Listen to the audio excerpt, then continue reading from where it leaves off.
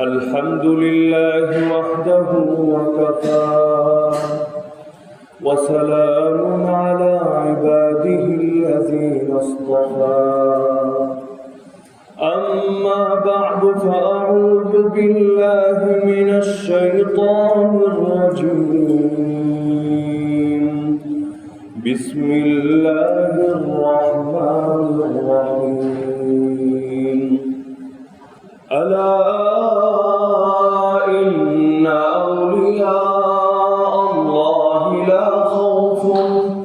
لا خوف عليهم ولا هم يحزنون الذين آمنوا وكانوا يتقون لهم البشرى في الحياة الدنيا وفي الآخرة لا تبديل لكلمات الله ذلك هو الفوز العظيم. وقال النبي صلى الله عليه وسلم من عادى لي وليا فقد آذنته بالحرب. آمنت بالله صدق الله العلي العظيم وبلغنا رسوله النبي الكريم ونحن على ذلك لمن الشاهدين والشاكرين والعاقبة للمؤمنين والمتقين والمجاهدين والحمد لله رب العالمين. রাসূলুল্লাহ সাল্লাল্লাহু আলাইহি ওয়াসাল্লামের ঘোষণা অনুসারে আল্লাহ তাআলা সকল সময়ই উম্মতের ইসলাহ এবং সংশোধনের জন্য, দ্বীনের সংস্কার এবং তাজদীদের জন্য আল্লাহ তাআলা কিছু নির্বাচিত বান্দাদেরকে পাঠিয়ে দেন। যেই বান্দারা দুনিয়াতে এসে শিরক বিদআতের মোকাবেলা করে আল্লাহ তাআলা তাওহীদ এবং রাসূলুল্লাহ সাল্লাল্লাহু আলাইহি ওয়াসাল্লামের সুন্নাহ কায়েমের জন্য মেহনত করে। তো এর মধ্যে প্রত্যেকের মেহনতের পরিধি এক হয় না। কারো কারো মেহনতের দ্বারা একটা দেশ উপকৃত হয়, কারো মেহনতের দ্বারা একটা যুগ উপকৃত হয়, কারো মেহনতের দ্বারা শুধু একটা শতাব্দী না বরং শতাব্দীর পর শতাব্দী মানুষ উপকৃত হতে থাকে। যেমন মুজাদ্দিদ আল-ফিসানি মানে হলো দ্বিতীয় হাজার, অর্থাৎ 1000 হিজরির পর থেকে শুরু করে 2000 হিজরি পর্যন্ত এই যে সময়টা পুরোটাকে বলা হবে একটা আলফ। তো এই পুরো 1000 বছরের সংস্কারক বলা হচ্ছে একজন ব্যক্তিকে, যাকে আমরা মুজাদ্দিদ আল-ফিসানি নামে চিনি, যার নাম শেখ আহমদ সিরহিন্দি রাহমাতুল্লাহি আলাইহি।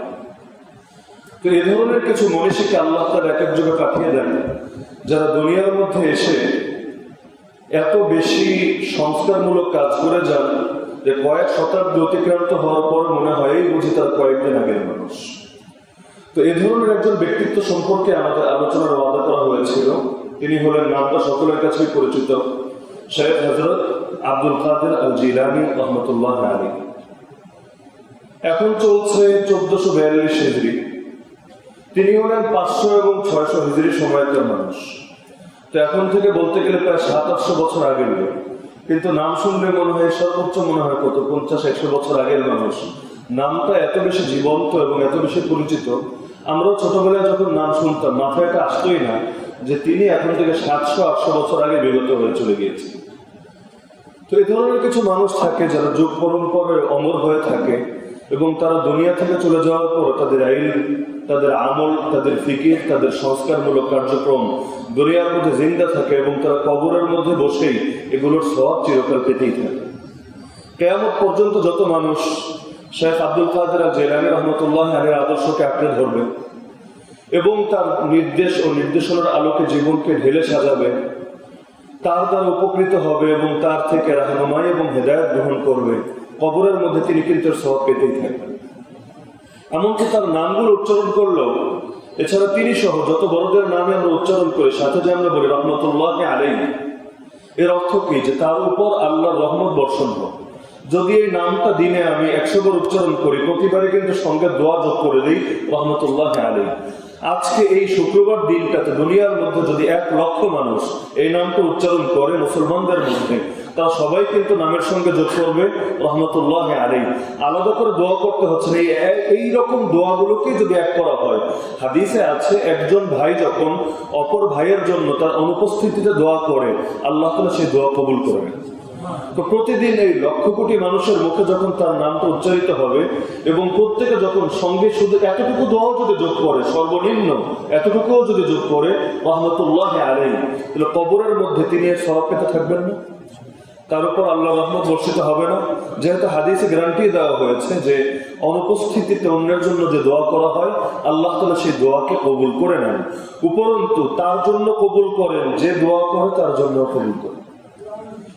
তো এ জাতীয় ব্যক্তিত্ব যাদেরকে আল্লাহ তাআলা দুনিয়ার মধ্যে চমকে দিয়েছেন এবং যাদেরকে আল্লাহ তাআলা অমরত্ব দান করেছেন, তাদের আদর্শগুলো আমাদের সামনে আসার সবচাইতে বড় উপকারিতা হলো এই আদর্শগুলোর আলোকে আমরা নিজেদের দিকেও তাকাতে পারবো। এটাকে একটা আয়না হিসাবে নিজের সামনে রেখে নিজেকে এর সঙ্গে একটু মিলিয়ে দেখতে পারবো, এই আয়নার সঙ্গে আমার মিলে কিনা।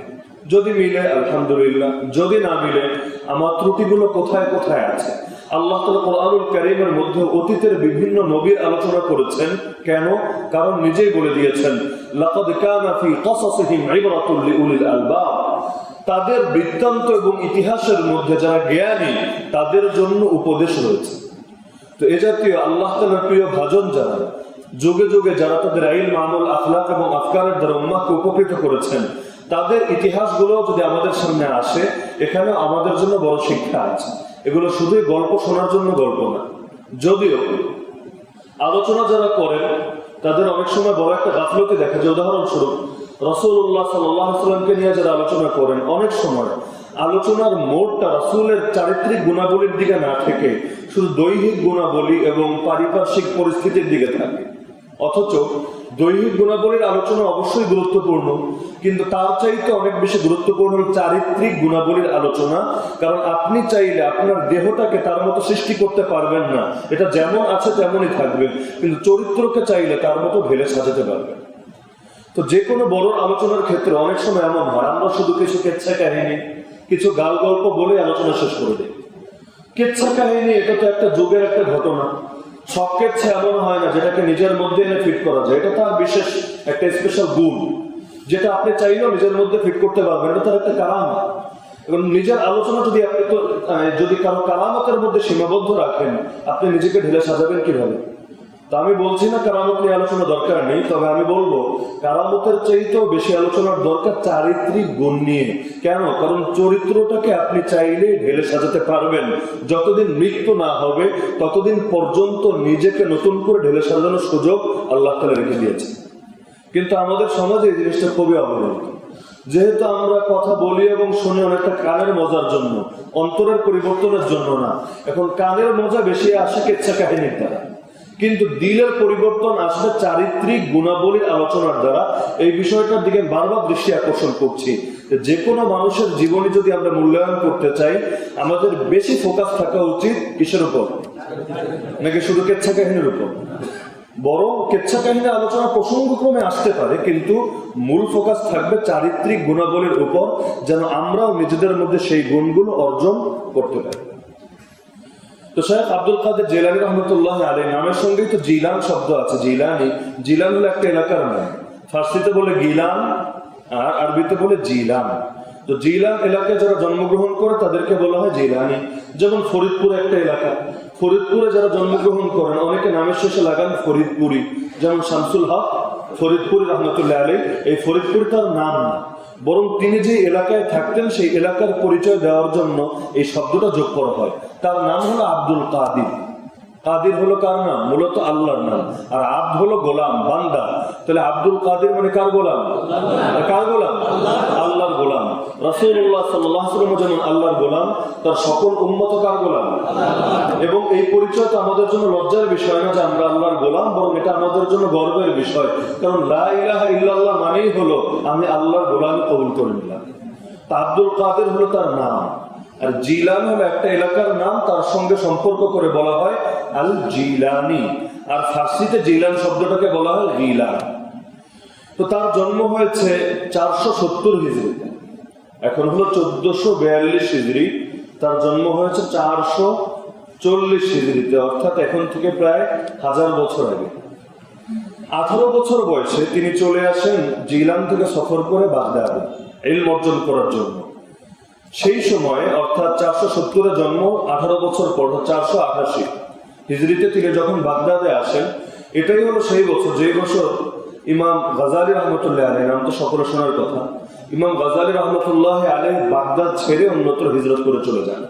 দীর্ঘকাল পর্যন্ত তিনি বাগদাদে ছিলেন এবং নিজামিয়া মাদ্রাসায় তিনি দার্স দিতেন।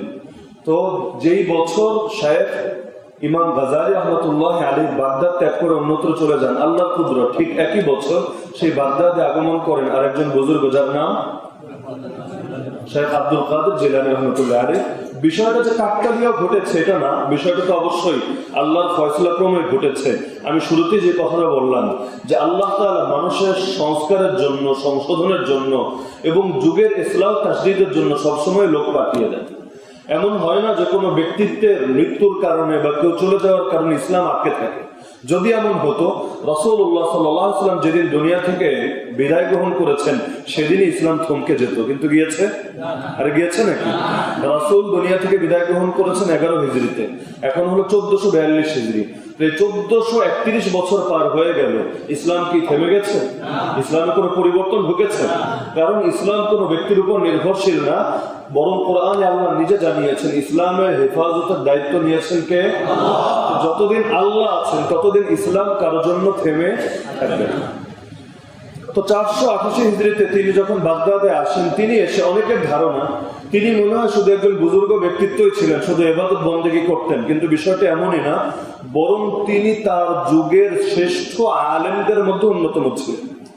যাকে আলেম বললে আসলে পুরো শানটা আসবে না, বরং যাকে ইমাম বলতে হবে। ইলমেরও ইমাম আর আত্মশুদ্ধির লাইনের ইমাম তো আছেনই, এই পরিচয় সকলের মধ্যে পরিচিত আছেনই। এখন একটা সমস্যা হয়, মানুষ এক পরিচয়ে পরিচিত হলে অন্য পরিচয়টা একটু আড়ালে পড়ে যায়। যেমন ইমাম আবু হানিফা রাহমাতুল্লাহ আলাইহি, তিনি ফিকহের ইমাম হিসেবে পরিচিত হয়ে গেছেন। এখন বহু লোকের ধারণা মনে হয় হাদিস টাদিস বেশি একটা জানতো না। হাদিস না জানলে উনি ফিক দিল কোত্থেকে? ফিক কি নিজের থেকে আবিষ্কার করেছে নাকি? কেউ যদি নিজে আবিষ্কার করে সেই ফিক তো ডাস্টবিনে ছুড়ে ফেলা হবে। ফিক তো সেটাই গ্রহণ করা হবে যেটা কোরআন, হাদিস এবং ইজমায়ের আলোকে হবে। তো কোরআন, সুন্নাহ, ইজমা যে জানে না সে আবার ফকিহ হয় কেন, ইমাম হয় কেন? কিন্তু যে এক পরিচয়টা বেশি প্রসিদ্ধ হয়ে গেলে অন্যান্য পরিচয় অনেক সময় ঢাকা পড়ে যায়, কিন্তু দেখা যায় না তার মধ্যে অনেকগুলো গুণের সমন্বয় ঘটেছিল।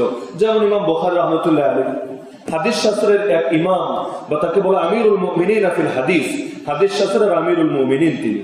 কিন্তু তিনিও বুজুর্গের লাইনে অনেক উচ্চ মাকামে আসেন ছিলেন, কিন্তু দেখা যায় এই পরিচয়টা ওইভাবে আমাদের সামনে আসে। তো শেখ আব্দুল কাদের জিলানী রহমতুল্লাহ আলাইহি তিনি বাগদাদে আসার পর সেই যুগের শ্রেষ্ঠ ইমাম যারা ছিলেন তাদের থেকে তিনি জ্ঞান অর্জন করেছেন, কোনো আলতু ফালতু লোকের থেকে না। উস্তাদ যদি বড় হয় তাহলে তার সোহবতে এসে, এলেম যেহেতু সোহবত নির্ভর, ব্যক্তি থেকে ব্যক্তির কাছে আসে, সিনা থেকে সিনায় যায়, তিনি যাদের থেকে ইলম অর্জন করেছেন তারা ছিলেন সেই যুগের এক এক শাস্ত্রের বড় বড় ইমাম। তিনি এক একটা শাস্ত্র নিয়েছেন সেই শাস্ত্রের ইমামদের থেকে। তার উস্তাদদের মধ্যে বেশি প্রসিদ্ধ হলো ইমাম আবুল ওয়াফা ইবনে আকিল, হাম্বলি মাযহাবের বড় ইমাম। আরো আছেন ইমাম মুহাম্মদ ইবনুল হাসান আল বাকিল্লাহ রাহমাতুল্লাহি আলাইহি, ইমাম আবু জাকারিয়া তাবরিজি রাহমাতুল্লাহি আলাইহি। যারা মাদ্রাসা রিলেটেড আছেন অনেকেই এই নামগুলোর সঙ্গে পরিচিত, বিশেষ করে ইবনে আকিল, বাকিল্লানি, তাবরিজি, এই নামগুলো প্রায় বিভিন্ন কিতাবাদের মধ্যে আমরা পড়ি। এরকম এক একজন যুগ শ্রেষ্ঠ, বরং যুগ শ্রেষ্ঠ বললে ভুল হবে না, শতাব্দী শ্রেষ্ঠ মনীষীদের থেকে তিনি ইলম অর্জন করেছেন। আর তিনি তার আত্মশুদ্ধির লাইনে মেহনত করেছেন আবুল খায়ের হাম্মাদ ইবনে মুসলিম আদ-দাব্বাস এবং ইমাম কাজী আবু সাঈদ আল-মুখাররমি রাহমাতুল্লাহ আলাইহি থেকে। এই দুইজনও সেই যুগের প্রসিদ্ধ ইমাম ছিলেন। বাকি অনেক সময় এমন হয় যে ছাত্র এত বেশি যোগ্য হয়ে যায় যে উস্তাদের নাম ঢাকায় পড়ে যায়, উস্তাদের চিন্তা হয় ছাত্র দিয়ে যে তিনি অমুকের উস্তাদ। যেমন ইমাম আবু হানিফা নামটা যতটা প্রসিদ্ধ, তার উস্তাদ ইমাম হাম্মাদের নাম আমাদের কাছে অতটা প্রসিদ্ধ না, অথচ এক যুগে হাম্মাদই ছিল সেই যুগের আবু হানিফার মতো। এখন চিনাতে হয় হাম্মাদ হলো সেই ব্যক্তি যিনি ইমাম আবু হানিফার উস্তাদ। তো একই জিনিস ঘটেছে ইমাম বুখারীর ক্ষেত্রে। ইমাম বুখারীর অনেক উস্তাদকে চিনাতে হয় যে উনি বুখারীর উস্তাদ, এটা দিয়ে। শেখ আব্দুল কাদের জিলানী শাইখ যারা ছিলেন, আত্মশুদ্ধি তাজকিয়ার লাইনেও যারা শাইখ ছিলেন, তারাও ছিলেন সেই যুগের শ্রেষ্ঠ ইমাম। কিন্তু এই যুগে পরিচিত করতে হয় যে মুখাররামি বা দাব্বাস, তারা হলেন শেখ আব্দুল কাদের জিলানী রহমতুল্লাহ আলাইহির শাইখ ছিলেন। তো তিনি অল্প কিছুদিনের মধ্যেই আল্লাহ তাআলা তাকে মেধা, যোগ্যতা, প্রতিভা সবই দিয়েছিলেন। অল্প দিনের মধ্যেই তিনি জাহেরি ইলম এবং বাতিনি ইলম, ইলমকে দুই ভাগে ভাগ করা হয়। জাহেরি ইলম মানে বিভিন্ন শাস্ত্রের জ্ঞান, সেটা আরবি ব্যাকরণ হোক, ফিকহ হোক, অন্যান্য শাস্ত্র হোক। আর বাতিনি ইলম বলতে বোঝানো আত্মশুদ্ধি, যেটা সম্পর্ক অন্তরের সাথে। তো জাহেরি এবং বাতিনি উভয় ইলম সম্পন্ন করে এবং তার উস্তাদ এবং শাইখদের থেকে এজাজত, এজাজত আরবি শব্দ, বাংলা অর্থ হলো অনুমতি, অনুমতি পেয়ে তিনি দুই লাইনে মেহনত করতে শুরু করেন। একদিকে তিনি ইলমের দর্শ দিতে থাকেন, আরেকদিকে তিনি মানুষের আত্মশুদ্ধির জন্য মানুষের মধ্যে বিভিন্ন ভাবে মেহনত করতে থাকেন। সর্বপ্রথম তার যে শাইখ ছিলেন শেখ মুখাররামি, শেখ মুখাররামির মাদ্রাসাতেই তিনি দর্শ দেওয়া শুরু করেন। তাহলে ছাত্র কতটা যোগ্য হলে উস্তাদ তাকে নিজের মাদ্রাসায় দর্শ দেওয়ার সুযোগ দিয়ে দেন। যদি অযোগ্য হয়, স্বাভাবিকভাবে উস্তাদের দৃষ্টিতে ছাত্রের যোগ্যতার মাপকাঠিটা একটু বড়ই হবে। অনেক সময় এমন হয়, অন্যদের চোখে তিনি বড় আলেম, কিন্তু উস্তাদের চোখে ও কি শিখছে, ও তো কিছুই এখন হাসিল করতে পারে না। অনেক সময় কিন্তু এমন হয়। কিন্তু তিনি তার জীবনের অধ্যাপনা এবং মানুষের মধ্যে যে বয়ানের মেহনত বা আত্মশুদ্ধির মেহনত শুরুই করলেন নিজের শাইখের প্রতিষ্ঠান থেকে, শেখ মুখাররামির প্রতিষ্ঠান থেকে। কিন্তু অল্প দিনের মধ্যেই দেখা গেল তার মজলিস আর মানুষের জায়গা না। বাগদাদের একেবারে বড় বড় হাস্তি যায়, সেখানকার বড় বড় ইমাম, বড় বড় আলেম, বড় বড় রাজা বাদশাহ সকলে মজলিসে আসতে লাগলো। এখন মজলিসে তার জায়গা হয় না। তো তার শুভানুধ্যায়ী এবং হিতাকাঙ্ক্ষী যারা ছিল, অল্প দিনের মধ্যেই তারা জায়গাটাকে বিস্তৃত করে দিল, যেন দূর দূরান্তের মানুষরা এসেও সেখানে সহজেই তার দর্শে শরীক হতে পারে। প্রয়োজন বাড়লে তখন মানুষ কাজ করার উদ্যোগ নেয়। যেমন আমাদের মসজিদে এখন কাজ করার উদ্যোগটা খুব জোরে সোরে চলছে না কেন? যখন প্রয়োজনটা সামনে আসে কাজ করার দিকেও মানুষ মনোযোগী হয়। প্রয়োজন সামনে না আসলে ভাবে আরে হোক না, ধীরে ধীরে কাজ হোক। তো অল্প দিনের মধ্যেই দেখা গেল অনেক বিশাল হয়ে গেল সেই প্রতিষ্ঠান। বিশাল হলো তার শাইখের কারণে না, শাইখের কারণে, বরং শাইখের মাদ্রাসায় সাগরের যাওয়ার কারণে। মেহনত করতে করতে এত বেশি পরিধি বিস্তৃত হয়ে গেল, ইতিহাসের কিতাবে দেখা যায় সেই যুগে তো লেখালেখির জন্য দোয়াতকালি ব্যবহার করতো। এখনের মতো তো আর এরকম বলপেনা বা জেলপেন সেই যুগে ছিল না। এক একটা মজলিসে, মজলিস বুঝেন তো, যেমন এটা একটা মজলিস, তো এক একটা মজলিসে 400 দোয়াতকালি পর্যন্ত এক মজলিসে খতম হয়ে যায়। মানে যেগুলো কালি শেষ, নতুন যেটা ব্যবহার করেছে কালি শেষ না, ওটা তো সাথে করে নিয়ে যাবে। যেগুলো ফেলে রেখে যেত, এক এক মজলিসে 400 কালি দেখা যেত শেষ। অথচ এক মজলিসে যারা বসে সবাই কি লেখে? এই যেমন আপনারা এখানে সামনে যারা বসে সবাই কি কথাগুলো নোট করছেন? না। এক মজলিসের মধ্যে কিছু মানুষ নোট করে, যারা ভালো লিখতে জানে বা এটা থেকে যারা উপকৃত হওয়ার সম্ভাবনা রাখে। সাধারণ মানুষ তো নোট করে না। এখন 400টা যদি হয় এক এক কমন মজলিস, মানে স্বাভাবিক, এটা স্পেশাল ভিআইপি মজলিসের ক্ষেত্রে না, স্বাভাবিক মজলিসেই যদি এই পরিমাণ হয়, তাহলে বোঝাই যাচ্ছে যে কি পরিমাণ তার গ্রহণযোগ্যতা ছিল। এমনকি সেই যুগের অনেকের ভাষ্য হলো, আমাদের পুরো জীবনে বাগদাদের মধ্যে এত বেশি সম্মান পেতে কোনো ব্যক্তিকে দেখিনি। এমনকি শুধু আলেম ওলামারাই না, শুধু সাধারণ তালেব ইলম বা সাধারণ জনগণই না, সেই সময়ে রাজা বাদশাহ যারা থাকতো, সেই যুগের রাজা বাদশাহ তো আর বর্তমানের সময়ের মতো না, গণতান্ত্রিক, রাজতান্ত্রিক বা সমাজতান্ত্রিক শাসক না। সেই যুগ যেহেতু খেলাফতের যুগ, আব্বাসে খলিফারা সেই যুগে ইসলামী রাষ্ট্রের খেলাফত সামাল দিতেন। তো মুসলমানদের খলিফা যারা হয়, যতই জালেম হোক না কেন, তাদের ভেতরে ইমানের কিছুটা হলেও দাউ দাউ করে আগুন জ্বলতে থাকে। তো তারাও সব যুগে, এমনকি মুঘলদের সময়ও দেখা যেত যে বড় বড় আলেম এবং বুজুর্গ যারা, তাদেরকে রাজ্যের অধীনে এবং বাইতুল মাল থেকে বিশেষভাবে তাদের আদর আপ্যায়ন এবং নিমন্ত্রণের ব্যবস্থা রাখা হতো। দূর দূরান্ত থেকে মানুষরা আসতো, এই খলিফাদের কাছে তারা থাকতো মেহমান হিসেবে। তো এই যুগে তো এটা ভাবাই যায় না, যারা ক্ষমতাধর হবে তারা কি আর আলেমদের মজলিসে কথা শুনতে আসবে? সাধারণভাবে হয় না। যদি কখনো আসে, শোনাতে আসে, শুনতে সাধারণত আসে না। কিন্তু সেই যুগটা ছিল ভিন্ন রকম যুগ। সেই যুগে বড় বড় রাজা বাদশারাও তার মজলিসে আসতো কি শোনানোর জন্য? কিসের জন্য? তার মজলিসে শোনার জন্য। তাকে আল্লাহ তাআলা এত বেশি গ্রহণযোগ্যতা দেওয়া সত্ত্বেও তিনি এত বেশি বিনয়ী ছিলেন, সাধারণ ছোট কোনো বাচ্চা, কোনো কিশোর বয়সী কোনো ছেলেও যদি তাকে কোনো কথা বলতে চাইতো, তিনি চুপচাপ দাঁড়িয়ে মনোযোগ দিয়ে তার কথাগুলো শুনতেন। এই যুগে তো কেউ একটু বড় র্যাঙ্কে চলে গেলে, বড়কে সেলিব্রিটি পার্সন হয়ে গেলে সমাজের গণ্যমান্য ব্যক্তিরাও গিয়ে সিরিয়াল দিয়েও দেখা করতে পারে।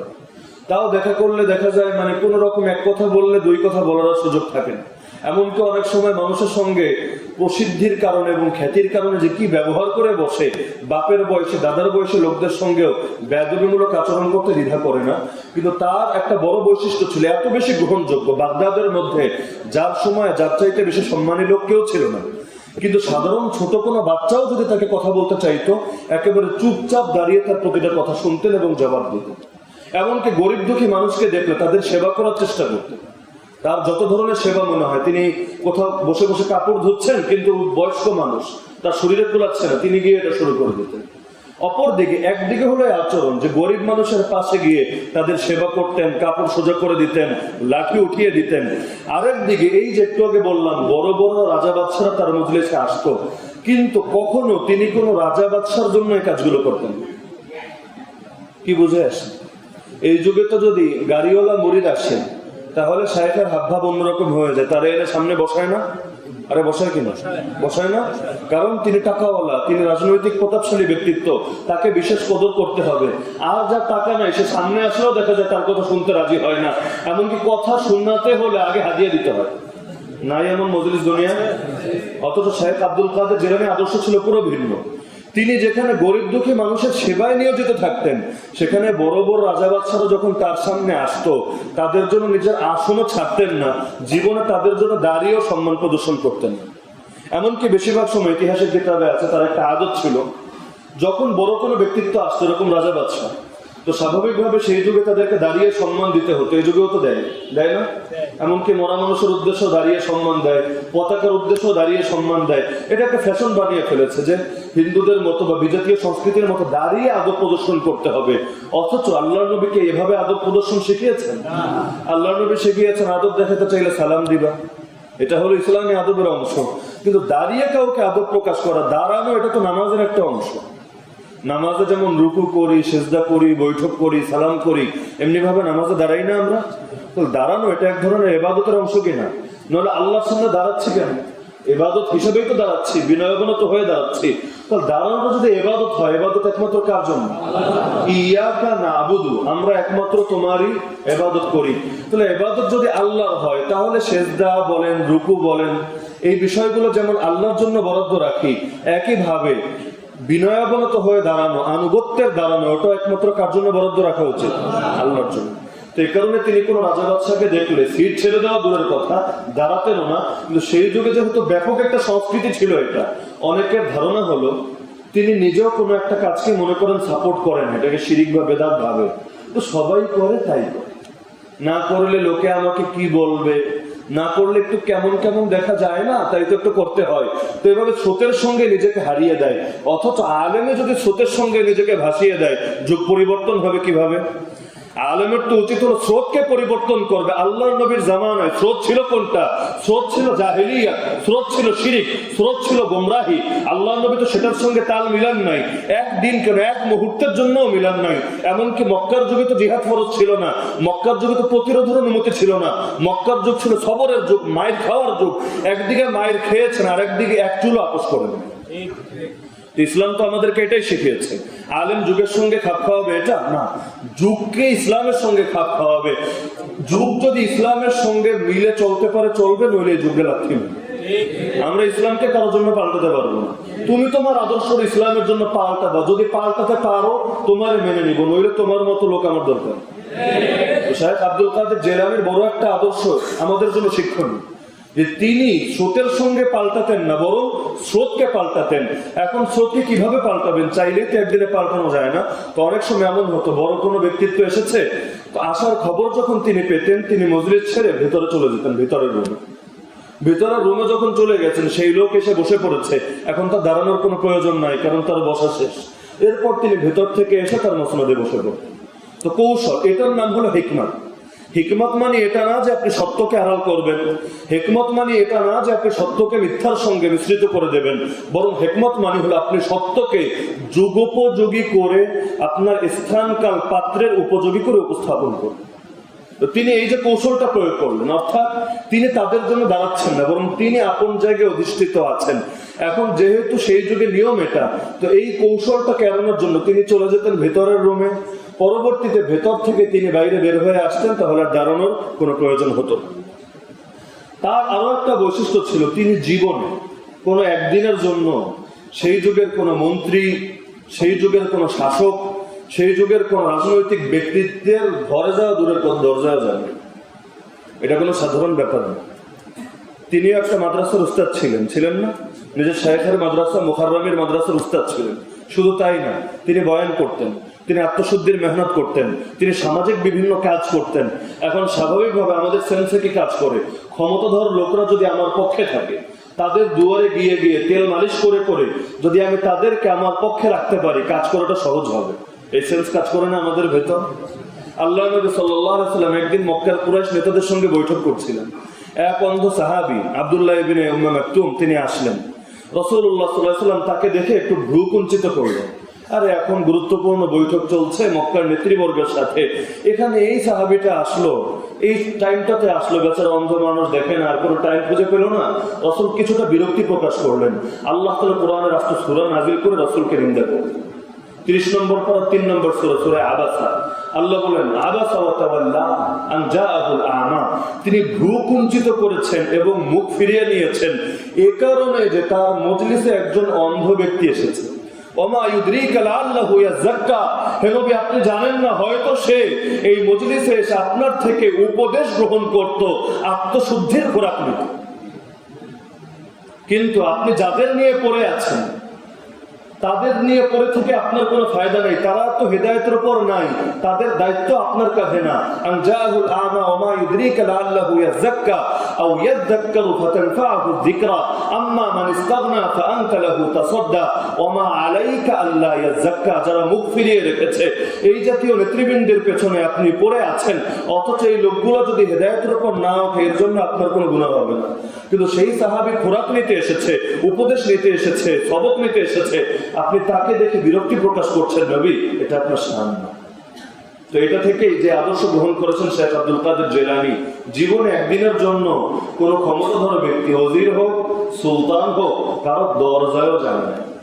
এই যুগের সঙ্গে খুব মিল পাওয়া যায়, তাই না? এই যুগে তো দরজায় দরজায় গিয়ে একটা সেলফি দিতে পারলে নিজেরা আমাদের কাছে মনে হয় ফেসবুকে আপলোড করবে অমুক নেতার সঙ্গে একটা সেলফি।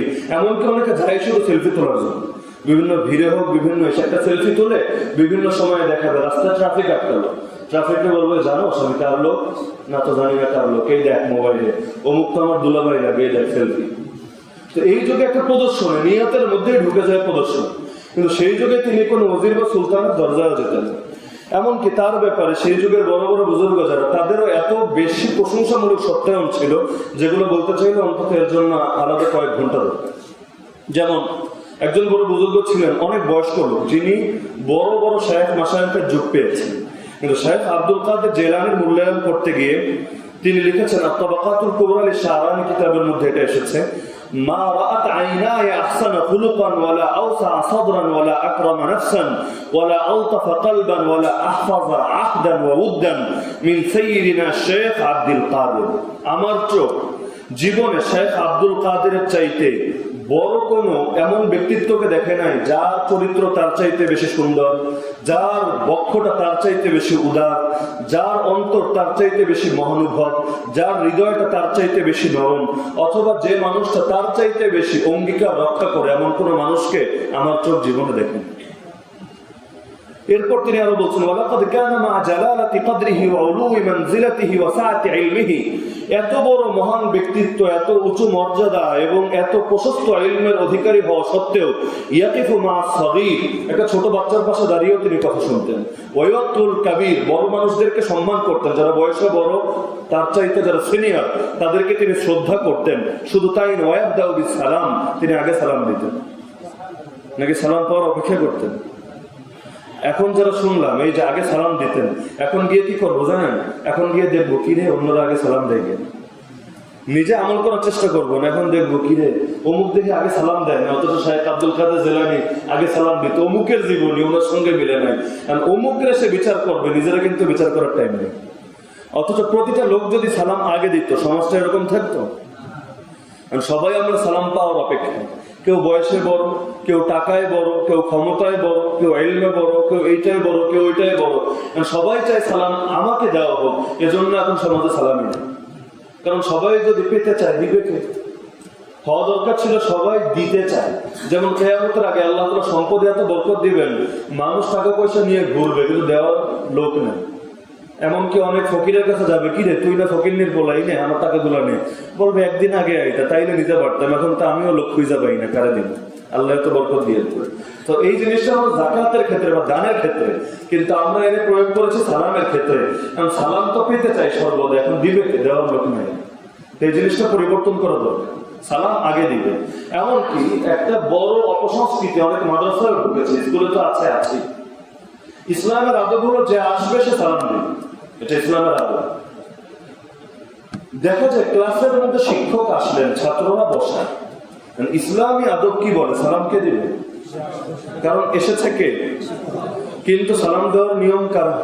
ছাত্ররা। তাও কিভাবে? বসে দাঁড়িয়ে। এই সংস্কৃতি কোথায় পেলেন? ফতোয়ার কিতাব খোলেন, হানাফি, শাফি, হাম্বলি, মালিকি বা মাযহাবের বাইরে যান, আপনি এক জায়গা থেকে আমাকে দেখান যে আসবে সে সালাম দিবে না, অন্য লোক সালাম দিবে। আদব কোথায় পেলেন? এই যে আসবে সে আগে সালাম দিবে, এটা হলো আদব। এখানে কে বয়স্ক দেখার বিষয় না, কে কোন পদে দেখার বিষয়, এটা আলাদা আদব। আর স্বাভাবিকভাবে দুইজন যদি একই পজিশনে থাকে, রাস্তা দিয়ে দুইজন একজন একজনকে ক্রস করছে, তখন নিয়ম হলো ছোট বড়কে সালাম দিবে, তখন এর নিয়ম। কিন্তু যখন আমি আসলাম, যেমন আমি এখানে এসে বয়ানে বসলাম, আগে সালাম দেই না? স্টেজে যখন বক্তা ওঠে তিনি সালাম দেন না? নাকি শ্রোতার আগে সালাম দেন? কিন্তু অনেক মাদ্রাসায় গেলে আজকাল আমরা অবাক হয়ে যাই, মাদ্রাসায় ঢুকবো সব ছাত্র একসঙ্গে সালাম দিয়ে ওঠে, এরা ভাবে এটা আদব। আরে আদব তো তোমার বিবেকের আলোকে হবে না, আদব তো নিতে হবে ইসলাম থেকে। তুমি দেখো আল্লাহর নবীর যুগে কোনটা প্রচলিত ছিল, নবীও তো আসতেন। তুমি আমার একটা দলিল দেখাও যে সাহাবীরা তারে দাঁড়াইয়া অথবা বসে তারে আগে সালাম দিতেন আর রাসূল তিনি সালাম নিতেন, একটা দলিল দেখাও। যদি বিষয়টা উল্টা হয়, রাসূল এসে সালাম দিতেন, খুতবা দিতেন, আলোচনা শুরু করতেন, তুমি রাসূলের চাইতে বড় হয়ে গেছে। যত বড় টিচার হও, রাসূলের চাইতে বড়? এটা বলো রাসূলের চাইতে বড়? রাসূলের যুগে যে আদব ছিল না, আদব আসলো কোথেকে? আরো বিভিন্ন আদবের নামে বিভিন্ন সংস্কৃতি ছড়িয়ে পড়েছে। মাঝে মধ্যে দেখি নামাজ পড়া শেষ, সালাম ফেরানো শেষ, আস্তে করে দুই পাশের লোক একটু পেছনে সরে যায়। কেন? এত বড় হুজুর বসে আছে, ওনারা একটু জায়গা না ছেড়ে দিলে বা একটু পেছনে সরে যায়, তারা ভাবে এটা আদবের অংশ। কিন্তু সাহাবীদের জীবনে দেখেন, ওনারা কি রাসূলের পাশে অথবা সিনিয়র সাহাবীদের পাশে এভাবে পিছনে সরে বসতেন? যদি না বসেন, এইটা কোন টাইপের আদব হলো? আমাদের তো গোড়া থেকে শিক্ষা নেওয়া উচিত। রাসূল এবং সাহাবীদের যুগে যে বিষয় ছিল সেখান থেকেই নেন। নতুন যদি কোনো বিষয় আসে সেই যুগে ছিল না, তাহলে যুগে আপনি আলেম যারা আছেন তাদের থেকে দিক নির্দেশনা নেন। কিন্তু যেটা সেই যুগে ছিল এটা তো নিজের করে বানানোর দরকার নেই। সালাম, তিনি আগে সালাম দিতেন। যারা সমাজের মধ্যে পিছিয়ে পড়ালো, গরিব, দুঃখী, দুর্বল, অসহায়, নিরীহ, তাদের সঙ্গে ওঠা বসা করতেন। এই যুগের সঙ্গে তো খুব মিল পাওয়া যায়, তাই না? এই যুগে তো গরিবরা কেউ চেনেই না, এই জন্য বাংলায় প্রবাদী হয়ে গেছে, বিপদে বন্ধুর পরিচয়। তাহলে এই যুগে মানুষ চলে কার কাছে? যারা একটু আপার লেভেলের আছে, যাদের স্ট্যাটাস একটু সমাজের মধ্যে উঁচু, তাদের সঙ্গে চলতে পারাকেই মানুষ গৌরবের বিষয় মনে করে। গরিব দুঃখের দিকে ফিরে তাকানোর সময় কোথায়? কিন্তু তিনি ওঠা বসা করতেন কাদের সঙ্গে? বড়দের সাথে, টাকাওয়ালাদের সাথে। আর কাদের সাথে? গরিব দুঃখীর সাথে, অসহায় নিরীহদের সাথে।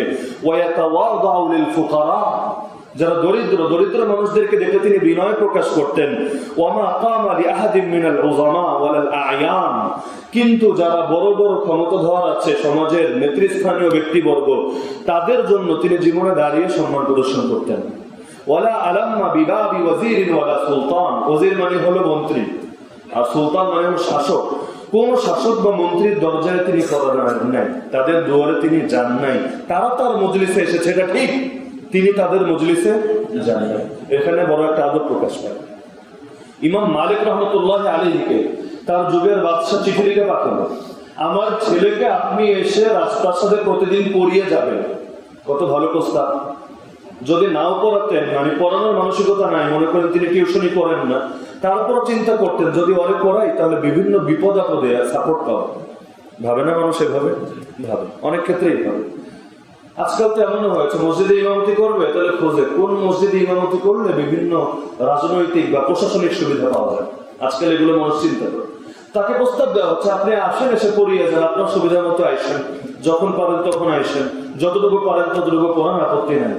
তিনি ফিরতে জবাব লিখে পাঠালেন, ইলম কারো দুয়ারে যায় না, ইলম নেওয়ার জন্য দুয়ারে আসতে হয়। এই যুগে এখানে ইলমের একটা মাধ্যম হয়ে গেছে অনলাইন। সবাই অনলাইনে কোর্স করে করে বড় বড় শেখ হয়ে যায়। এক একজনের ডিগ্রি আর সনদের অভাব নেই। মাধ্যমটা এমন, আমি আমার দুনিয়া ছাড়বো না, কোনো লাইনের কোনো ব্যস্ততা ছাড়বো না, শুধু আমি অনলাইনে ঢুকে ঢুকে সব ইলম শিখে ফেলবো। কিন্তু ইলম শেখার মাধ্যম এটা না। আকাবিরা এই কথাই বলতেন, তুমি যতক্ষণ ইলমের জন্য নিজের পুরোটা বিলীন না করবা, ইলম তোমার এতটুকুও দিবেন। ইলমের জন্য সব বরবাদ করা লাগে। নইলে 16 বছর 20 বছর মাদ্রাসায় পড়ে থেকে আমাদের হলোটা কি? আমরা 2-3 মাস অনলাইনে কোর্স করে এতগুলো ডিগ্রি নিয়ে নিতাম, মাঝে মধ্যে নিজেটা শিখে যায়। এক একজনের ডিগ্রি ওই মানে আপনি প্রোফাইলের মধ্যে ঢুকলে ডিগ্রি দেখতে দেখতে 2 মিনিট শেষ, চোখ একেবারে ধাঁধা লেগে যায়। কত ডিগ্রি, 150-200 ডিগ্রি কয় বছরে অর্জন করেছেন? সর্বোচ্চ 1 বছর। আর আমরা 16 বছর 20 বছর বয়সে আমরা ডিগ্রি তেমন একটা নেই। তো এই যুগে মাধ্যমে হয়েছে 1 সপ্তাহ কোর্স করবে ব্যাস একটা ডিগ্রি, 1 মাস করবে আর একটা ডিগ্রি। আরে এগুলো যদি ডিগ্রির জন্য হয়, ডিগ্রিতে এত সোজা না হয়। সেই যুগে ডিগ্রি মানে ইজাজত। সেই যুগে ইজাজত তখনই দেওয়া হতো যখন সে পরিপূর্ণ হতো এবং আরেকজনকে শেখানোর উপযোগী হতো। তার আগে কিসের ইজাজত? তার ব্যাপারে ইমাম ইশবিলি রহমতুল্লাহ আলাইহি বলেন, কানা মুজাবাদ দাওয়া। শেখ আব্দুল কাদের জিলানী এমন ব্যক্তিত্ব ছিলেন যার দোয়া করলে দোয়া কবুল হতো। সারিআত দামা, দিনের কথা শুনলেই তার চোখ থেকে পানি পড়তো। এটা কিন্তু আমাদের একটা রোগ, আমাদের অন্তরগুলো পাষাণ হয়ে যায়, চোখ থেকে পানি আসে। যত সুন্দর তেলাওয়াত শুনি, যত দামি কথা শুনি, আমাদের চোখে পানি আসে। মাঝে মধ্যে যে এটা আসে বিভিন্ন সুরেলা আলোচনা শুনলে, এটা আমি আগেও বলেছি যে এটা আলোচনার প্রভাব না বা আপনার ভেতরের ইমানের প্রভাব না, এটা সুরের প্রভাব।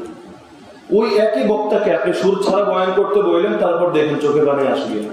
এখানেই বোঝা যায় যে এটা কি কথার প্রভাব না সুরের প্রভাব। আর সুরের তো কত কিছু হয়। মাইকেল জ্যাকসনের সুর শুনেও তো কত মানুষ কত কিছু করতে থাকে। গান শুনতে শুনতে কত মানুষকে দিয়ে ফেলে, কাঁদে না? বিভিন্ন ওই যে হৃদয় স্পর্শে গান শুনে তো মানুষ কাঁদে, কাঁদতেই থাকে যে আরে কি একটা দুঃখজনতার হয়ে যাচ্ছে। কত মানুষ সিনেমা দেখে কাঁদে, কত মানুষ উপন্যাস পড়ে কাঁদে। এমন লোক নাই? কাঁদতে কাঁদতে বই ভিজিয়ে ফেলে আবার ছবি দেয়, দেখো উপন্যাস পড়তে পড়তে আমি বইয়ের পাতা ভিজিয়ে ফেলেছি। তো এগুলো তো হলো কোনোটা ঘটনার প্রভাব, কোনোটা সুরের প্রভাব, আপনার ভেতরের ইমানের প্রভাব না। ইমানের প্রভাব যদি হতো, সুরওয়ালার কথা শুনলেও কাঁদতেন, সুর ছাড়াটা শুনলেও কাঁদতেন। যেহেতু এক জায়গায় কাঁদেন, বোঝাই যায় এটা কথারও প্রভাব না, ইমানেরও প্রভাব না, যা সুরের প্রভাব। এই কারণে তো আজকাল সঙ্গীত আর বয়ানের পার্থক্যও করা যায় না। কোনটা বয়ান আর কোনটা সঙ্গীত, একের ভেতর 2 চলে। অনেক সময় কথাও হয়ে যায় নাক দিয়ে, সুরে সুরে, গানে গানে। আবার অনেক সময় সঙ্গীত হয়ে যায় স্বাভাবিক কথাবার্তার মতো। কোনটা যে বয়ান আর কোনটা যে সঙ্গীত, এটাই বোঝা মাঝে মধ্যে মুশকিল হয়ে যায়।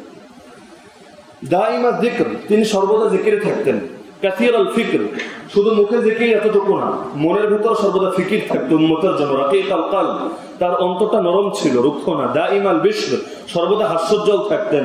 আমাদের মতো মুখের হুতুম পেঁচা বানায় রাখতেন।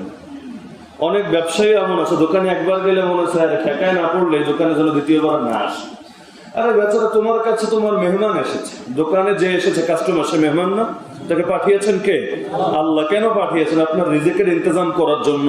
তো এই মানুষটার অনুগ্রহ আছে আপনার উপর, আপনার তো দরকার ছিল তার প্রতি সম্মান প্রদর্শন করা, কারণ তার দ্বারাই আল্লাহ আপনার রিজিকের ব্যবস্থা করছেন।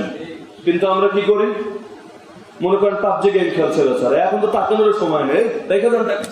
আবার যদি একটা কথা বলে, ধমক, ধমকের উপর ধমক, এরকম করে না?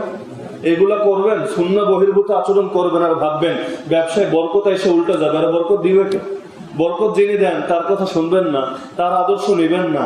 হাসি মুখে মানুষের সঙ্গে কথা বললে সদকার সওয়াব। টাকা আর কয় টাকা দিতে পারেন মসজিদে মাদ্রাসায়? টাকা তো বেশি একটা দিতে পারি না আমরা, কেন সামর্থ্যই নাই। কিন্তু মানুষের সঙ্গে হাসি মুখে কথা বলেন, প্রতিটা কথায় সদকার সওয়াব পাবেন। বলবেন তো ইনশাআল্লাহ?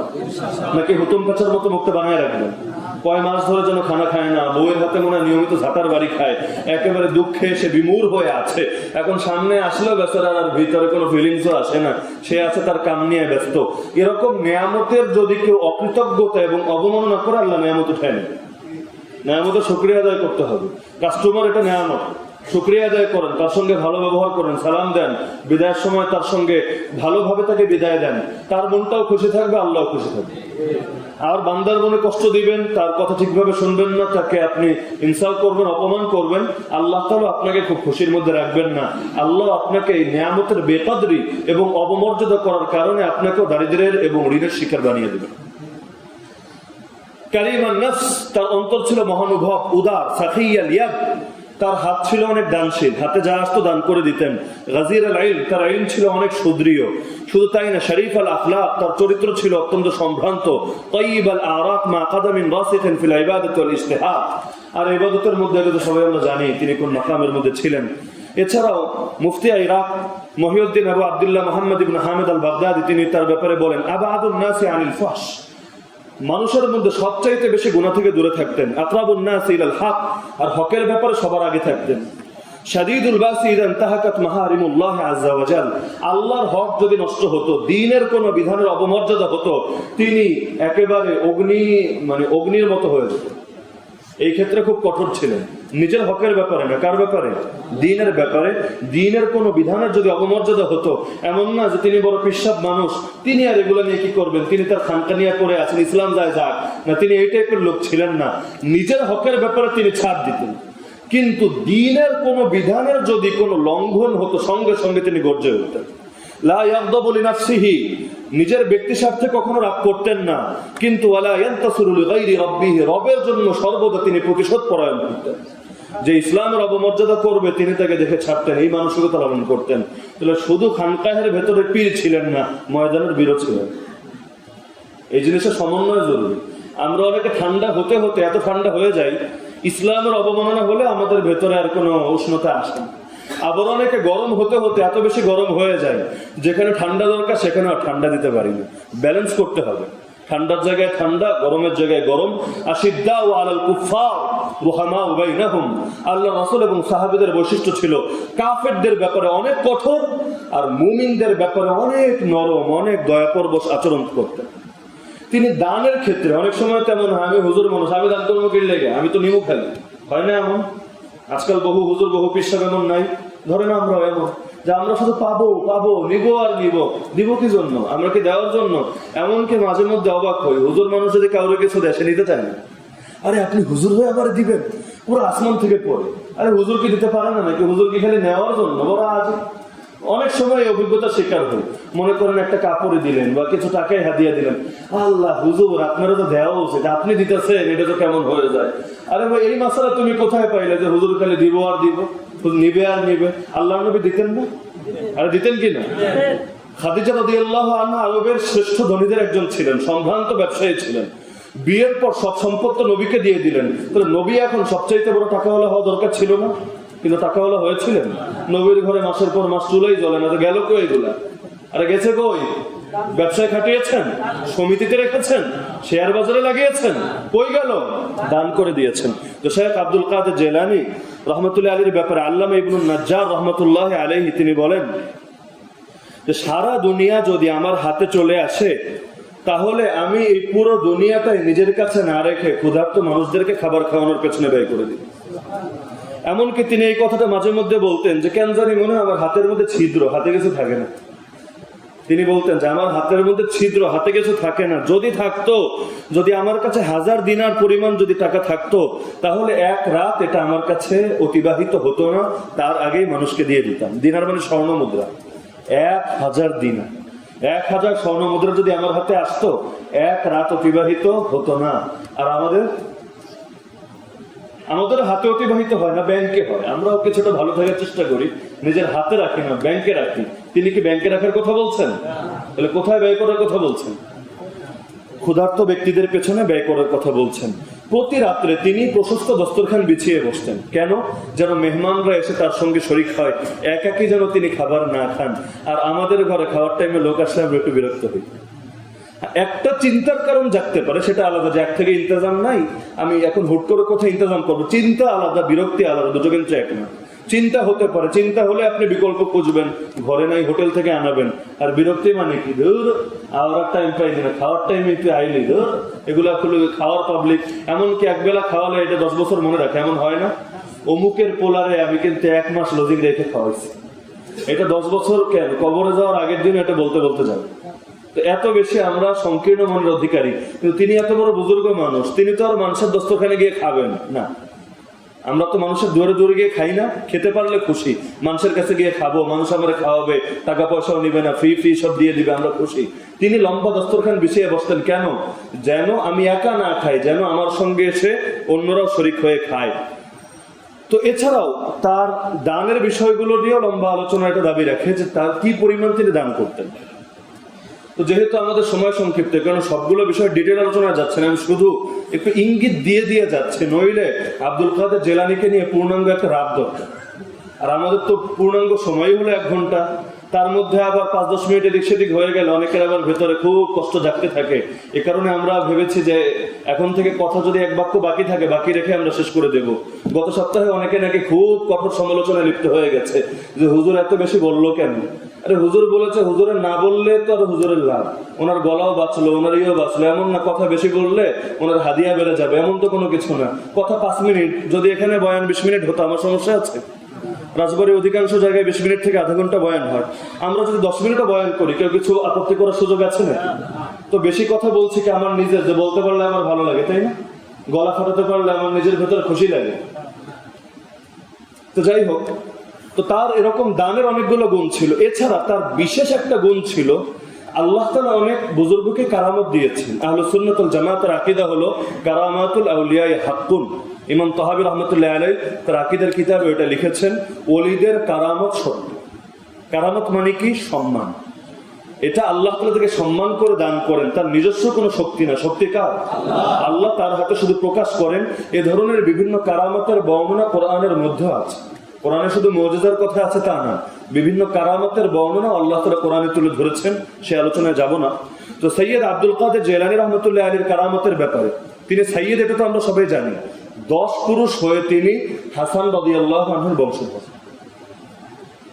তো শাইখুল ইসলাম ইজ্জুদ্দিন ইবনে আব্দুস সালাম এবং শাইখুল ইসলাম ইমাম ইবনে তাইমিয়া রাহমাতুল্লাহ আলাইহি বলেছেন যে কারামত তো আল্লাহ অনেককেই দিয়েছেন, কিন্তু সৈয়দ আব্দুল কাদের জিলানীর কারামত ছিল অনেক বেশি। এবং এই কারামতগুলো একক বর্ণনা সূত্রে আসে নাই, বরং এগুলো মুতাওয়াতির। মুতাওয়াতির মানে এত বিপুল পরিমাণ মানুষ এগুলো বর্ণনা করেছে, যারা মিথ্যা বলবে এটা ভাবা অসম্ভব।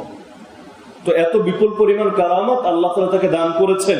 এটা হাদিস শাস্ত্রে বড় ইমাম যারা, ইমাম ইজ্জুদ্দিন ইবনে আব্দুস সালাম, ইমাম ইবনে তাইমিয়া, তারা পর্যন্ত অকপটে এটা স্বীকার করেছেন। তার অনেক কারামত ছিল, এর মধ্যে সবচাইতে বড় কারামত যেটা বলা হয় সেটা হলো মুর্দা দিল তার সোহবতে এসে জিন্দা হয়ে যেত। এটা কিন্তু যে কোনো ব্যাপার না। একটা মুর্দা দিল বড় কারা, মানে যাদের অন্তরটা মরে গেছে, রুক্ষ হয়ে গেছে, সেই মানুষগুলো যদি তার মজলিসে আসতো তাহলে তার সোহবতে এসে তাদের দিলগুলো জিন্দা হয়ে যেত। শেখ ওমর কায়সানী রহমতুল্লাহ আলাইহি বলেছেন, তার এমন একটা মজলিস ছিল না যেই মজলিসে কোনো ইহুদি বা খ্রিস্টান ইসলাম কবুল করেনি। তার প্রত্যেক মজলিসে হয়তো একজন হলেও ইহুদি বা খ্রিস্টান ইসলাম কবুল করতো, এবং তার মজলিসে এসে যারা ডাকাত বা বড় খুনি যারা, এরকম মানুষ একেবারে অসংখ্য অগণিত তওবা করে ভালো হয়ে যেত। আবার যাদের আকীদার মধ্যে সমস্যা, শিরিক বেদাত আছে, এই মানুষগুলো তার দরবারে আসলে তারা তওবা করে ভালো হয়ে যেত। তো এটা তার অনন্য একটা বৈশিষ্ট্য। এমনকি জুব্বাই বড় একজন ইমাম ছিলেন, তো তিনি তার থেকে একটা বর্ণনা করেন যে একদিন শেখ আব্দুল কাদের জিলানী রাহমাতুল্লাহ আলাইহি নিজের মুখে বললেন যে আমার দিলের বড় ইচ্ছা হয় যে আমি এভাবে শহর নগরে পড়ে না থেকে আমি কোনো মরুভূমি বা কোনো জঙ্গলে চলে যাই আর সারা দিন রাত আল্লাহ তাআলার ইবাদতে রত থাকি, আমিও কাউকে না দেখি, কেউ আমাকে না দেখুক, এটা আমার মন চায়। কিন্তু আল্লাহ তাআলা যেহেতু আমার দ্বারা বান্দাদেরকে উপকৃত করছেন, যেহেতু এটা কার দান, আগেই বলেছে কারামত কারো নিজস্ব শক্তি না, শক্তি তো একজনেরই, তিনি কে? যেহেতু আল্লাহ তাআলা আমার দ্বারা তার বান্দাদেরকে উপকৃত করছেন, এবং তিনি নিজে বলছেন আমার হাতে 5000-এর চাইতে অধিক ইহুদি এবং খ্রিস্টান ইসলাম কবুল করেছে। তো এই কারণে আমি এই সমাজ ছেড়ে চলে যাচ্ছি না, বরং আমার মন না মানলে আমি সমাজে পড়ে থাকছি সমাজের মানুষদের মেহনতের জন্য। তো এত ব্যস্ততার মধ্যে একদিকে তিনি মজলিস করতেন, মানুষের হেদায়েতের জন্য ফিকির করতেন, আরেক দিকে তিনি ইলমের দর্শ করাতেন। আমরা তো অনেক সময় ব্যস্ত হয়ে গেলে পরে ক্লাস করানোর সময় থাকে না, আমি জাতীয় ব্যক্তিত্ব, আমার কি সময় আছে 5-10 জন নিয়ে পড়ে থাকা? এগুলো আমাদের আত্মসমালোচনা, নিজের সমালোচনা হিসেবেই বলছি। কিন্তু তিনি 4-4টা ক্লাস করাতেন প্রতিদিন, কয়টা ক্লাস? একটা তাফসীরের, একটা হাদিসের, একটা ফিকহের, আর একটা হলো ইমামদের বিভিন্ন ইখতিলাফ এবং সেগুলোর দলিল নিয়ে প্রতিদিন 4টা ক্লাস তিনি নিতেন। এছাড়া সামাজিক এত ব্যস্ততার পর তিনি বিশেষভাবে 2টা জিনিস নিয়ে মেহনত করতেন, একটা হলো আকীদা আর একটা হলো ফিকহ। প্রতিটা মানুষের মেহনতের আলাদা সেক্টর থাকে। এমনকি অনেক সময় এমন একজন মানুষ বিশেষ কোনো বিষয়ে এত বেশি মেহনত করেন যে সেই শাস্ত্রেই তার দিকে ইশারা করা। তিনি আকীদার ক্ষেত্রে তিনি ইমাম আহমদ বিন হাম্বল রহমতুল্লাহ আলাইহির ধারাকে অনুসরণ করতেন, যেটাকে আসারি বা হাম্বলি ধারা বলা হয়। আর তিনি ফিকহের ক্ষেত্রে কখনো হাম্বলি মাযহাবের আলোকে ফতোয়া দিতেন, আর কখনো শাফিঈ মাযহাবের আলোকে ফতোয়া দিতেন। সাধারণত এই 2 মাযহাবের আলোকে তিনি ফতোয়া দিতেন। যেহেতু আল্লাহ তাআলা তাকে গভীর জ্ঞান দিয়েছিলেন, তো তিনি নিজেকে এক মাযহাবে সীমাবদ্ধ না রেখে দুটোর আলোকে সমন্বয় করতেন। কেন? কারণ তিনি যোগ্য ছিলেন। এটা কিন্তু আবার আমার আপনার ব্যাপারে প্রযোজ্য, যে আমিও আপনি এখন মুস্তাহিদ হয়ে যাবো, নেটে সার্চ দিব যে এই মাসালার ব্যাপারে কার কি মত। তো 4 মাযহাবের মধ্যে যেটা মানলে আমার সুবিধা, যেটা মানলে একটু টাকা বেশি কামানো যাবে, ব্যাস এটা হলো আমার মত। আরে আপনি মত দেওয়ার কে? আপনি তো আরবি পড়তে পারেন।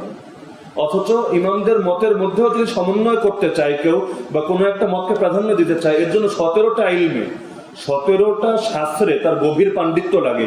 আগে সেই পাণ্ডিত্যগুলো অর্জন করে আসেন, তারপর আপনি করেন, আপত্তি নাই। তো পাণ্ডিত্য অর্জন না করেই মুস্তাহিদ হয়ে যাবেন, এটা তো হয় না। আল্লাহ তাআলা মূর্খের জন্য এটা খোলা রাখেন নাই, এটা রেখেছেন তার জন্য যাকে আল্লাহ তাআলা এরকম গভীর জ্ঞান দান করেছেন। তো তিনি মাঝে মধ্যে এমন এমন ফতোয়া দিতেন যে বাগদাদ এবং ইরাকের মুফতিরা অবাক হয়ে যেত। একবার তার কাছে ফতোয়া আসলে এক লোক কসম করেছে যে সে এমন একটা ইবাদত করবে, যেই ইবাদত সেই মুহূর্তে শুধু সে একাই করছে, দুনিয়ার আর কেউ করছে না। যদি এটা না করতে পারে তার বউ 3 তালাক। এখন কি সম্ভব এটা? নামাজ পড়লো, নামাজকে আমি একা পড়ছি এই মুহূর্তে। রোজা রাখলে, আজকে কি রোজা আমি একা রাখলাম?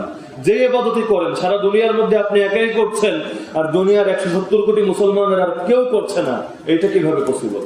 এখন তো সব মুফতিরা পেরেছেন, ওর বউ তো শেষ, 3 তালাক তো হয়েই যাবে, কোনোভাবে রাখা সম্ভব না। শাইখের কাছে ফতোয়া আসলো, তিনি কোনো দুশ্চিন্তা, কোনো উদ্বিগ্নতা না রেখে এক বাক্যে বলেন, আর এই মাসলা তো সোজা। কিভাবে? তার জন্য তওয়াফের মাতাফ, যেখানে গিয়ে তওয়াফ করে, তার জন্য মাতাফটাকে খালি করে দাও, সে 7টা চক্কর দিয়ে তওয়াফ সম্পন্ন করুক। সেই সময় আর কেউ যদি তওয়াফ করতে না পারে, এটা প্রশাসন থেকে অনুমতি নিয়ে আসো, বাস হয়ে গেল। তওয়াফ তো আর অন্য কোনো জায়গায় হবে না। দেওয়ানবাগ শরীফে গিয়ে তওয়াফ করা যাবে?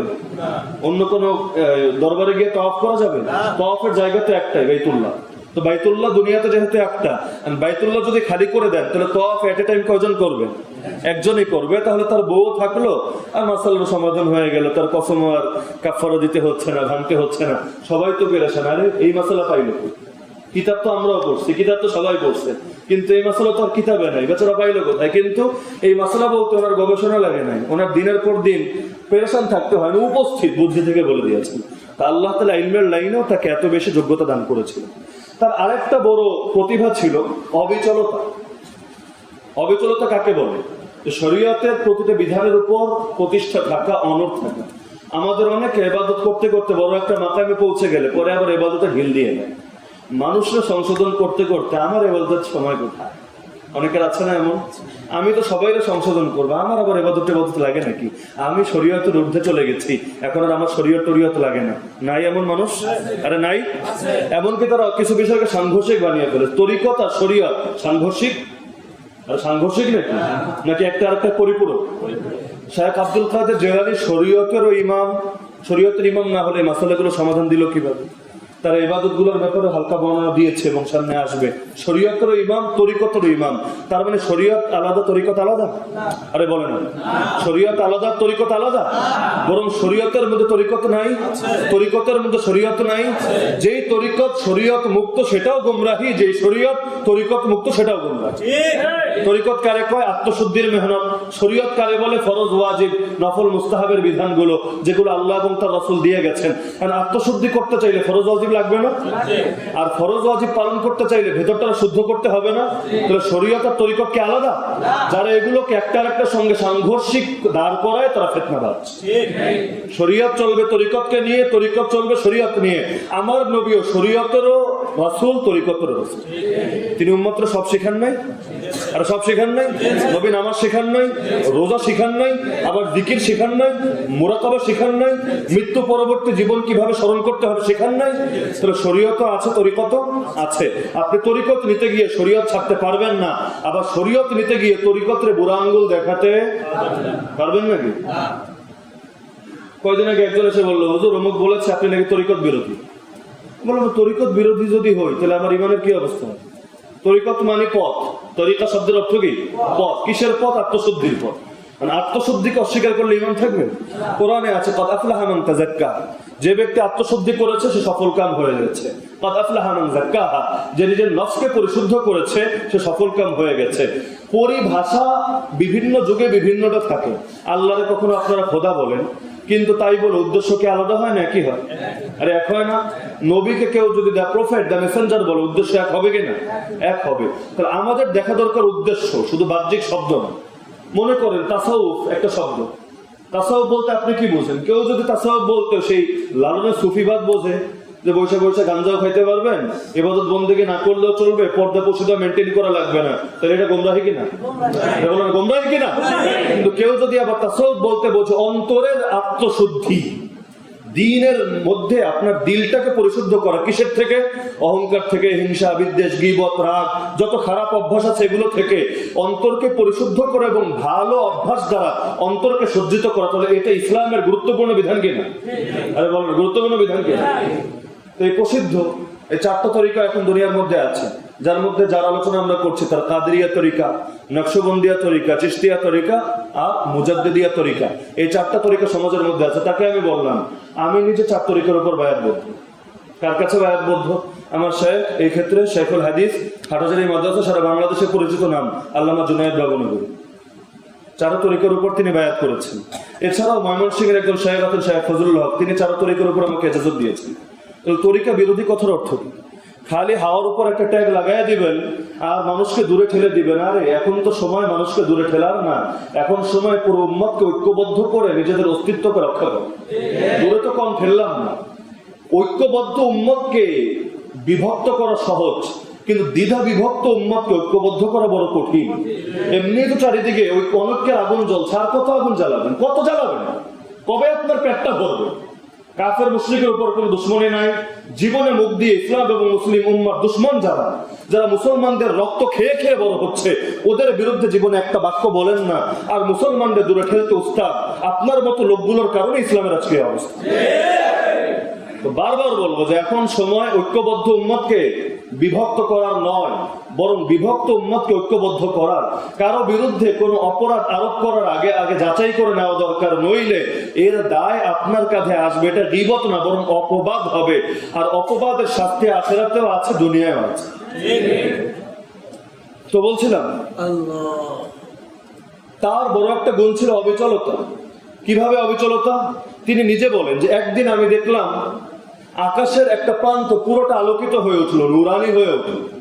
সেখান থেকে অদৃশ্য থেকে এক আওয়াজ আসলো, হে আব্দুল কাদের, আমি তোমার উপর খুশি হয়ে তোমার জন্য সব হারামকে হালাল করে দিয়েছি। আমরা হলে বলতাম আলহামদুলিল্লাহ, কি লাগে, এখন থেকে সুদও খাবো, ঘুষও খাবো, গানও শুনবো, জিনাও করবো, যখন যা মন চাটা করবো। কিন্তু অদৃশ্য থেকে তো আওয়াজ এসেছে। শেখ আব্দুল কাদের জেলের সঙ্গে সঙ্গে জবাব দিলেন, বিতাড়িত শয়তান তুই দূর হ। এই কথা বলার সঙ্গে সঙ্গে তিনি বলেন পুরো আলোটা অন্ধকার হয়ে যায়।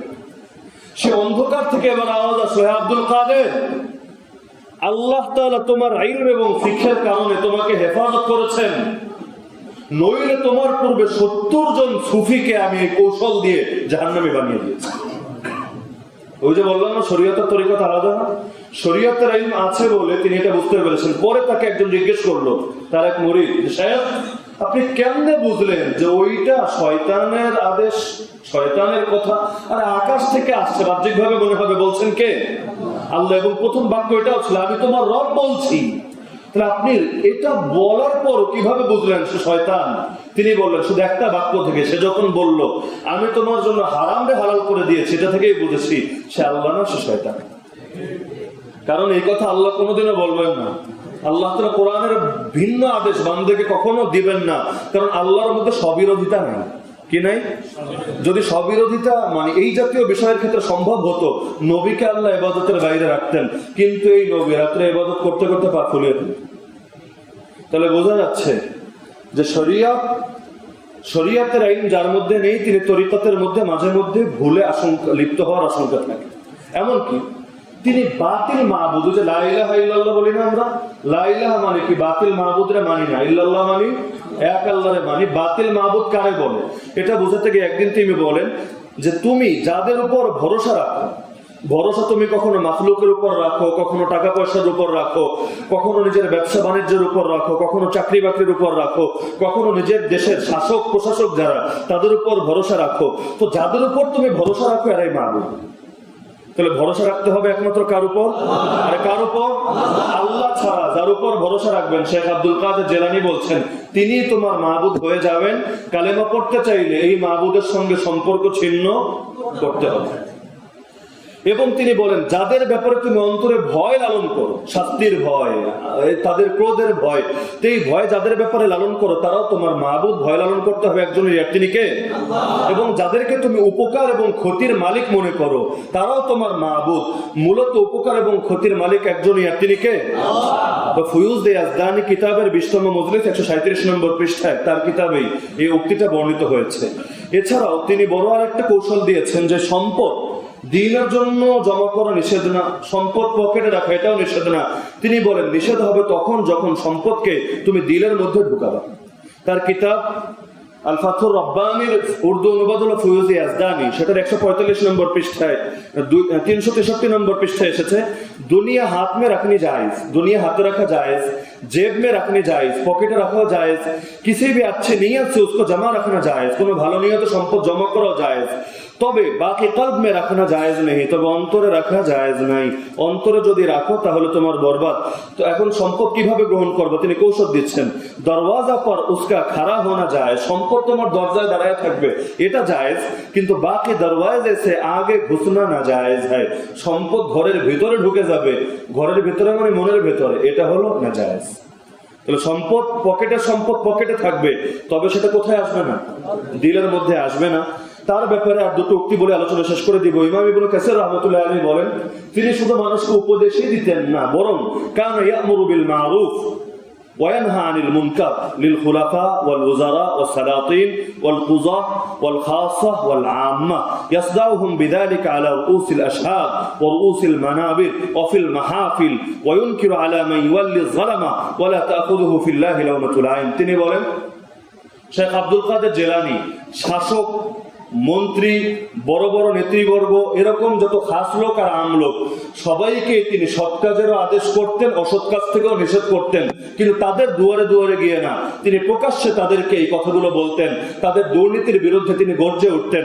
অফিল মাহফিল ও রুউসিল মানাবির, মিম্বার বুঝেন তো, মসজিদের মিম্বার এবং মাহফিলের স্টেজের মধ্যেও তিনি ক্ষমতাধরদের জুলুমের বিরুদ্ধে কথা বলতেন। এই যুগে আবার অনেকে আছে না বুজুর্গি কথা বলতে বলতে কোনো জুলুম নিয়ে মুখ খুলে না, এটা বুজুর্গি না, এটা ভণ্ডামি। শেখ আব্দুল কাদের জিলানী তার জামানার মধ্যে তার চাইতে বড় বুজুর্গ আছে? তিনি চুপ থাকতেন? চুপ থাকা আল্লাহর নবীর আদর্শ। আর তিনি যার রক্ত দেহে বহন করছেন সে হাসান এবং হুসাইন, তারা কি চুপ থেকেছিলেন? চুপ থাকলে কারবালার প্রান্ত তাদের রক্তে রঞ্জিত হতো। জামানার জালেমদের বিরুদ্ধে চুপ থাকার নাম বুজুর্গি না, জামানার জালেমদের জুলুমের বিরুদ্ধে প্রতিবাদ করা এবং অন্যায়ের সঙ্গে সম্পর্ক ছিন্নের ঘোষণা দেওয়ার নাম বুজুর্গি। এবং তিনি ওয়ায়ুনকিরু আলা মান ইওয়াল্লি যালামা, ইমাম ইবনে কাসির বলেন তার বড় একটা গুণ ছিল, কেউ যদি জালেমের হাতে ক্ষমতা তুলে দিত, জালেমকে যদি পাশ করিয়ে দিত, তাদের বিরুদ্ধে তিনি শক্ত ভাষায় বয়ান করতেন। কথা বোঝা যাচ্ছে তো? কেউ জুলুম করে, 2 নম্বরই করে না, এমন লোককে কেউ যদি জনপ্রতিনিধি বানায় তার বিরুদ্ধে তিনি কঠোর ভাষায় কথা বলতেন। এবং এক্ষেত্রে কোনো নিন্দুকের নিন্দা তিনি কানে, অনেক নিন্দা আসবে না, এই যুগে যেমন আসে সেই যুগে আসতো, কিরে তুমি এই সমস্ত বিষয়ে কথা বলো কেন? তুমি হুজুর মানুষ, তুমি মসজিদ মাদ্রাসা নিয়ে কথা বলবা, রাজনীতি, অর্থনীতি, বিচার ব্যবস্থা, শাসন ব্যবস্থা, এগুলো নিয়ে তুমি কথা বলবা কেন? কিন্তু কোন নিন্দুকের নিন্দা তিনি কানে নিতেন না। একবার তার জামানার বাদশাহ খলিফা মুক্তাজিলি আমরিল্লাহ, সে এক জালেম, যে জালেমের নাম আবুল ওয়াফা ইয়াহিয়া ইবনে সাঈদ ইবনে ইয়াহিয়া ইবনে মুজাফফর, তাকে তার দেশের বিচারক বানালো, কিন্তু সে ছিল বড় জালেম। 2 নম্বর তো তখন তিনি প্রকাশ্যে দাঁড়িয়ে সেই খলিফার উদ্দেশ্যে বললেন, ওয়াল্লাইতা আলাল মুসলিমিন আযলামাজ জালিমিন মা জাওয়াবুকা গাদান ইনদা রাব্বিল আলামিন আরহামির রাহিমিন। হে মুসলমানদের খলিফা, তুমি মুসলমানদের উপর সবচেয়ে বড় জালেম লোকটাকে দায়িত্ব দিয়েছো, তাকে বিচারক বানিয়েছো। আর শুনে রাখো, আগামীকাল আরহামুর রাহিমিন রব্বুল আলামিন আল্লাহর কাঠগড়ায় দাঁড়িয়ে কি জবাব দিবা রেডি হতে থাকে। এই কথা শাসকের ভেতরে এত বেশি রেখাপাত করলো, শাসক সঙ্গে সঙ্গে তাকে সেখান থেকে প্রত্যাহার করে নিল। তাহলে চুপ থাকে তাদের আদর্শ, এবং চুপ থাকা আদর্শ, চুপ থাকলে সমাজ পরিবর্তন হয়। তিনি কথাটা যদি না বলতেন পরিবর্তন হতো। তিনি যখন বললেন তখন তার মধ্যে পরিবর্তন আসলো, শাসকও তার সিদ্ধান্তকে সেখান থেকে প্রত্যাহার করে নিল। এমনকি যারা এই জাতীয় নিন্দা জানাতেন না, যে সমস্ত আলেমরা তার যুগে এবং যে সমস্ত বুজুর্গরা চুপ থাকতেন, তিনি তাদেরকে শক্ত শক্ত ভাষায় মুনাফিক বলে পর্যন্ত সম্বোধন করেছেন। সেগুলোর আলোচনায় আমরা যাব না। তো যেহেতু সময় হয়ে গিয়েছে, আমরা আলোচনা এই পর্যন্তই রাখছি। আগামী সপ্তাহে ইনশাআল্লাহ যেহেতু রমজান আসছে, এজন্য বাকি আলোচনা আমরা ঢুকবো না। রমজানের ফাজাইল এবং মাসাইল সম্পর্কে আলোচনা হবে ইনশাআল্লাহ। আল্লাহ যদি তৌফিক দেন, রমজান এবং ঈদ যাওয়ার পর যদি কখনো আবার সুযোগ হয়, ইনশাআল্লাহ শেখ আব্দুল কাদের জেলানী সম্পর্কে বাকি আলোচনাগুলো করব। কিন্তু আমি যে আলোচনাগুলো করলাম, কে ছেঁকে নিয়ে বললাম নাকি চারিত্রিক গুণগুলো বললাম? কেন বললাম? কানের মজার জন্য নাকি অন্তরে ধারণের জন্য? তো যদি অন্তরে ধারণ করতে পারেন এই আলোচনাটা সার্থক। আর যদি অন্তরে ধারণ না করেন, শুধু কানের মজার জন্য যুগের পর যুগ শুনতে থাকেন, পুরোটাই বেকার। আল্লাহ তাআলা আমাদেরকে অন্তরের উপকারে আইন দান করুন। ওয়া আখিরু দাওয়ানা আলহামদুলিল্লাহি রাব্বিল আলামিন। যারা সুন্নাত পড়েনি তারা সুন্নাত আদায় করুন।